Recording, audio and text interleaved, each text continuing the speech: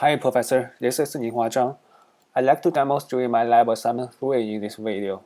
So first, I'd like to go through my code to explain how it works. Since we require 3 tables, so I set up 3 models so that we can interact with the database.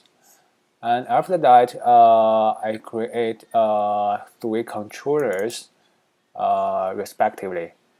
So there's the one more controller is just for the home page so that we can verify if the link has been established.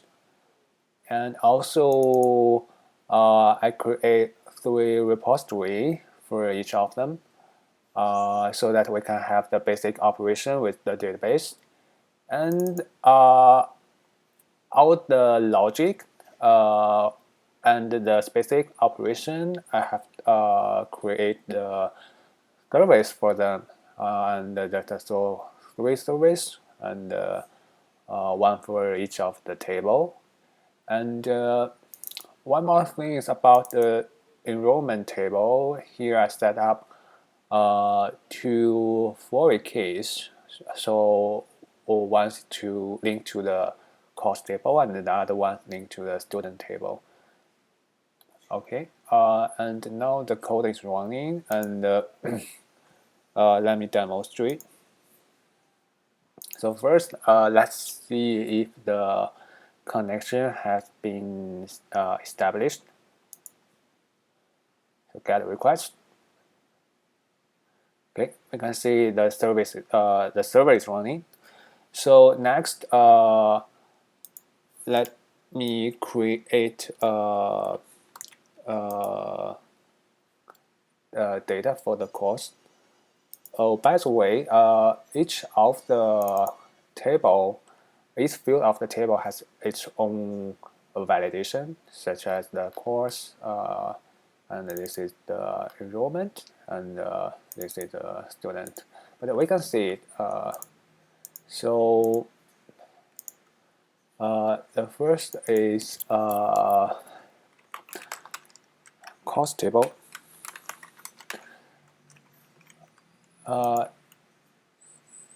Let me send a GET request first so we can see what's in the database right now.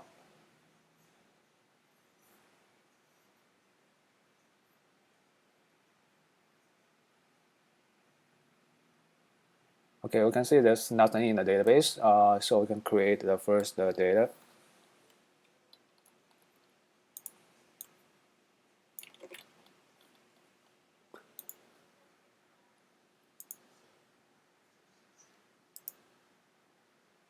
Your post request, and the body gonna be JSON.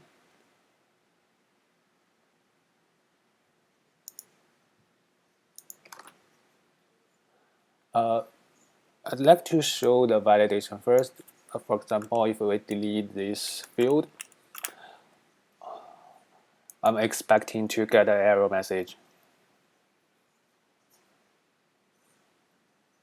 Yeah, so we get an error message which say that this field is mandatory, which means that we have to include that field. So let's try that again, and this time we have all the field. Post request. Okay, so the data has been saved to the database. We can double check that. Get request. Okay, we can see right now the database has only one data, which is the data we just received into it. And we can also use get request to get exactly this one with the ID.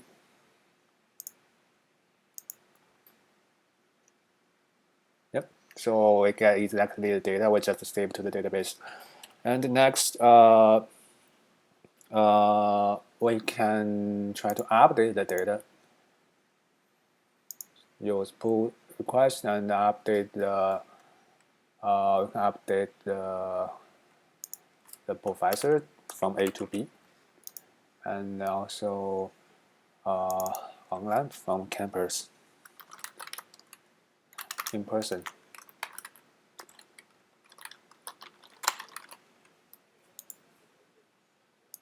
Send request. Okay, we can see the data has now been changed to in person, and the professor changed to B. Okay, next we can move to the student table.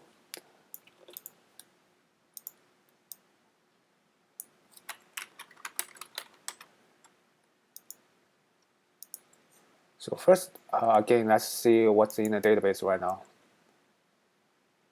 Okay, there's nothing.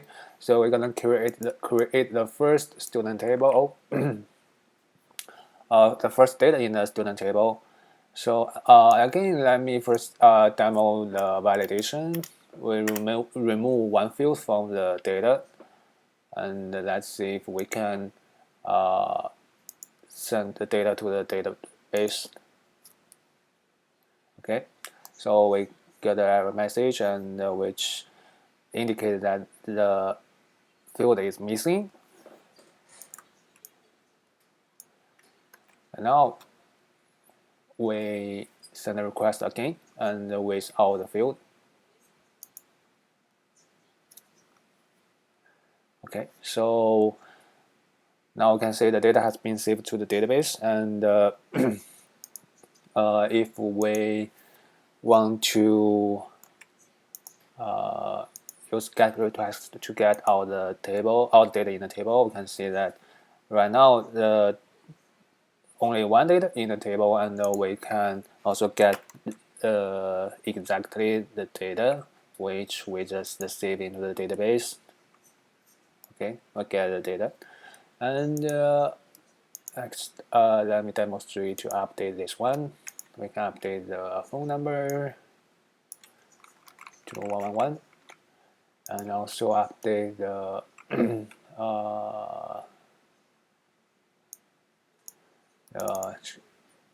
email to Gmail. Send the pull request. Okay, so we successfully updated the data, and next, finally, we're gonna move to the enrollment table. Again, let's first see what's in the table right now.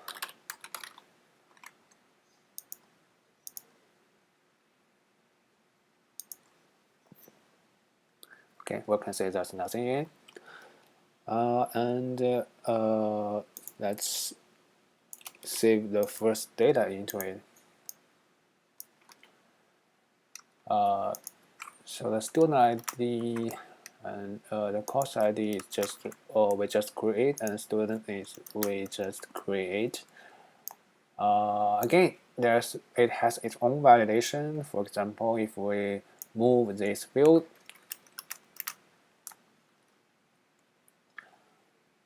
and let's see, I'm expecting to get the correspondent error message.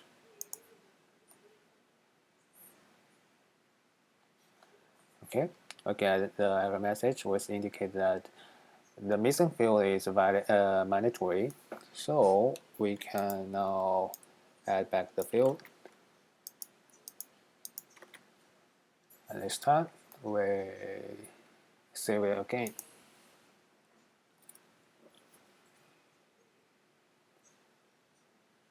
Okay, I can see the data has been saved to the database, and we can use a get request to see what's in our table right now.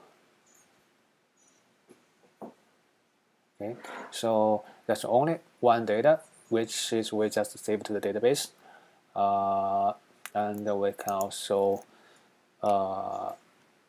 retrieve the data by the ID.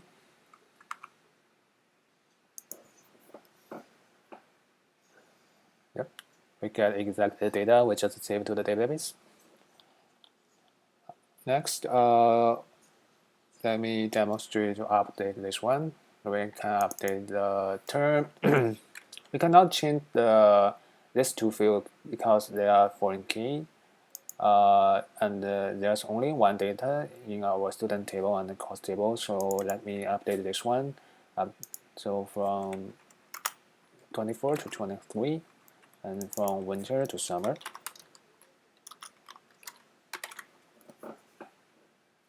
And send the pull request. You can see the data has been updated successfully. And finally, let me demonstrate the delete of all the data. So first, let me demonstrate to delete this one. We send the delete request.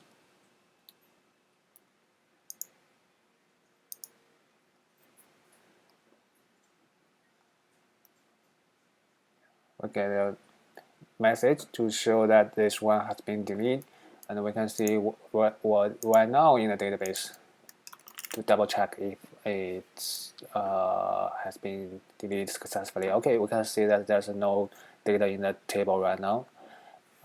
So let's move to the student table.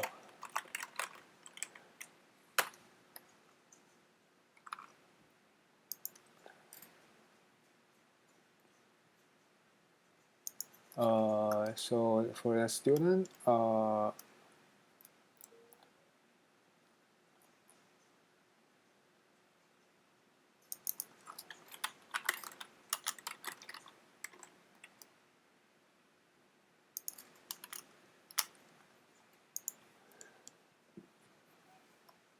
so this is what we have in the table right now. So we can delete this one.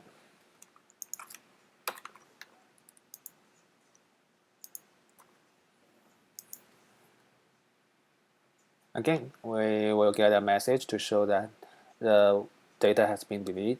Now we can double check what we have in the database right now.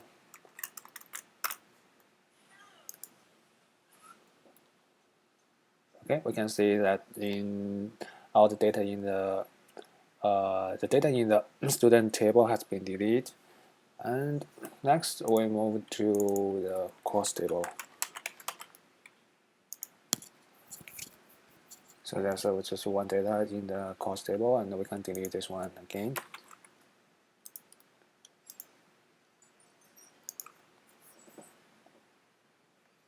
We also get a message to show that this data has been deleted, and we can double check the table.